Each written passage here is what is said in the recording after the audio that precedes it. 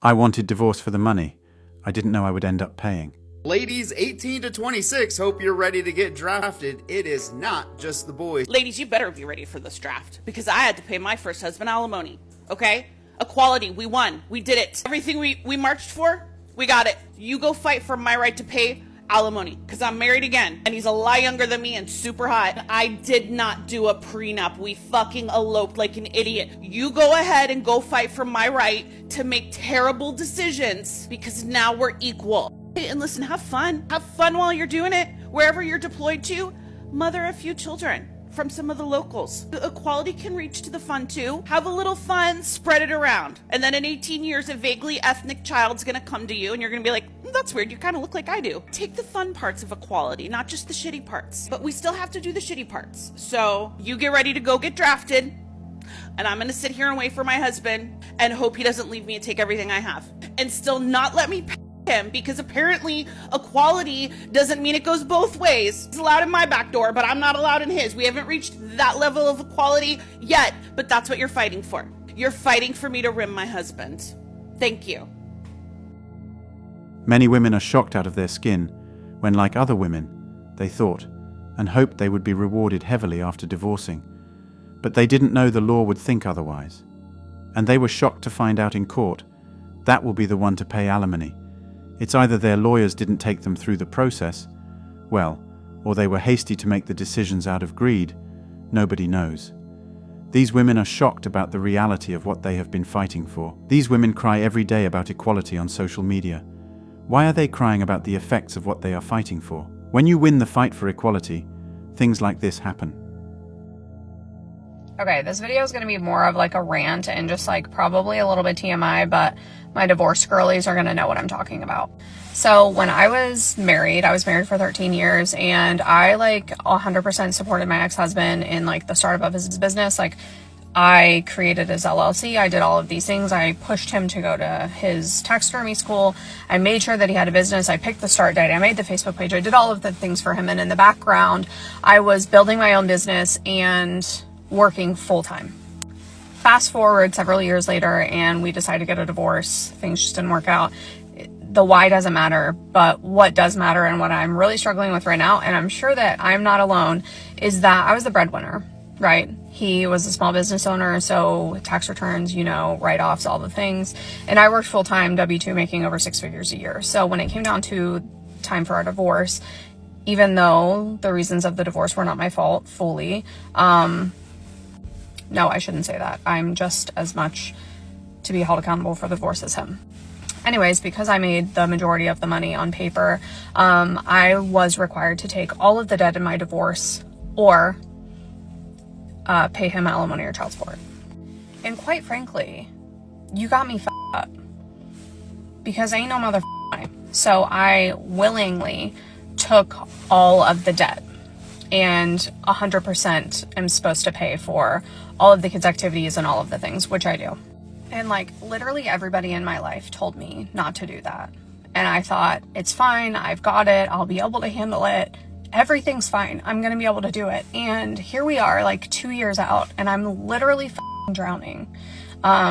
I quit my job to take my business full-time last year, and it was really didn't really want to quit. I really wasn't financially ready to quit, but I had missed so much work because my oldest son had, been hospitalized for his mental health a couple times, and then my daughter with her diabetes, and I was a sales commission job, so my customer service score was dropping. So it was like a mutually agreeable, like, okay, we're going to see you later type deal with my full-time job. And I am just like, I'm f***ing drowning in debt. And like, I get calls every single day. Like, hey, you owe us this money, and hey, you owe us this money. And I'm like literally just trying to pay my rent. And I'm not asking for anything unless you like want to join my coaching programs. Like that would be great. But like, I'm not asking for you to like Venmo me money. I'm venting because I'm so frustrated because it's like life's not fair. And I know that. And I'm not going to like sit in victim mentality, but like it should not be this hard to live in this country. And I'm drowning and I'm not the only one. And I got to go to my daughter's basketball tournament. Okay, bye. It is said that 70 to 80% of divorces are initiated by women. But guess who makes the most of divorce? It is the initiator, women. They always have a plan. If a man is rich and doesn't have a prenup, then he makes for a good victim. Men do not only regret years wasted while being responsible to an insincere woman or denial of the privilege to watch their kids grow up. They also regret loss of possession, and more importantly, having to pay a woman for the rest of her life, who he knows does not deserve a dime of his. Society is built in a way that men who do not wish for regret are the ones who lose more. Historically, alimony or spousal support was primarily associated with men providing financial assistance to their former wives after divorce. However, societal and legal norms have changed, thanks to them, and it's becoming necessary for women to pay alimony to their former spouses, since they are all making money now. It is the law anyway. The problem women have with this is that they are on the losing end. They are fine with men's finances being ruined by them whenever they want, but they cannot handle what they have been dishing out for years. Imagine the shock during divorce when a woman discovers she's expected to pay alimony to her former partner. This revelation often sparks disbelief and confusion, defying societal norms and traditional gender roles, but it just escapes their mind that they have fought for equality, and it's working right in front of them. The thing with women is that they fight for something as long as it favors them until they are on the other side of it. Alimony decisions aren't about gender, they're about financial circumstances. If a woman earns significantly more post-divorce, she may be required to contribute to her ex-partner's support.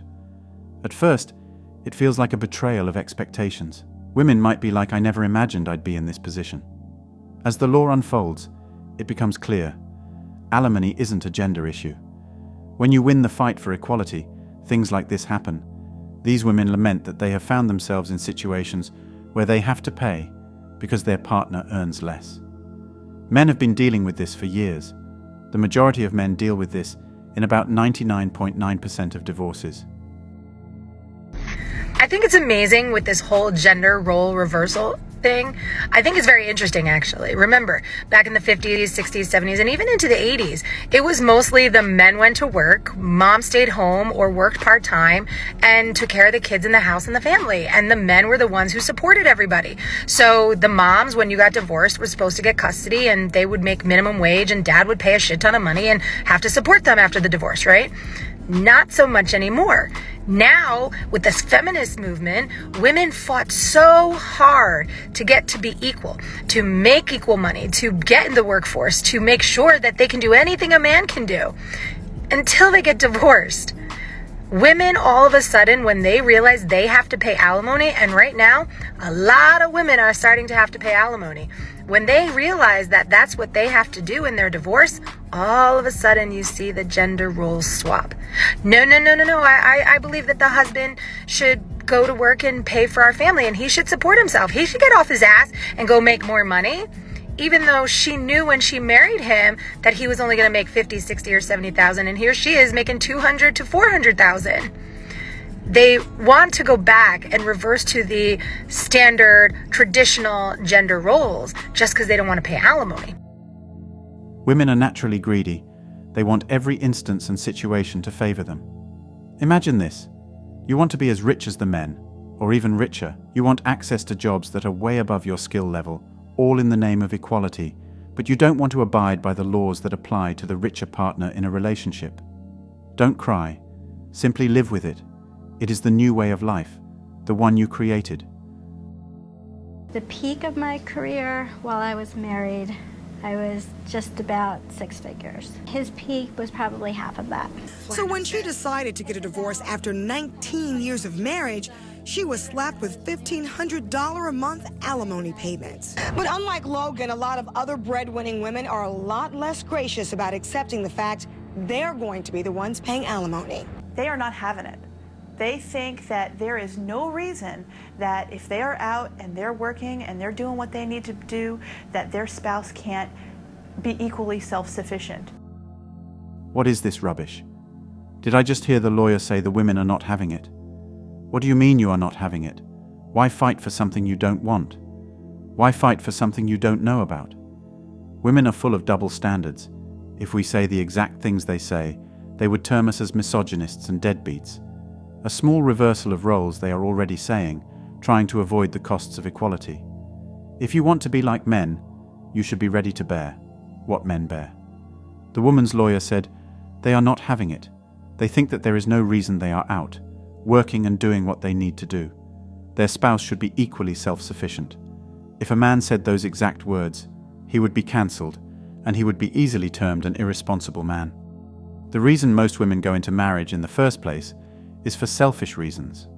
They present a long list of what they want, and they pick the man with more money so that they can cash out big when they are tired of the relationship. Now that their lot is changing, they cannot hold back their dissatisfaction. I see videos of women saying women should start making men sign prenups, and I just find it very hilarious. It's true that maybe 1% of women who have found themselves paying alimony should bring up prenups, and the other 99% of women leeching off men should sign prenups too. That's all for today on Manhood. Remember to drop your thoughts in the comments section, and don't forget to hit that like button, click the subscribe button, and also turn on the notification bell to be the first to know when a new video drops. Share this video with whomever you would like to watch it with. Thanks for watching. See you at the next one. Cheers.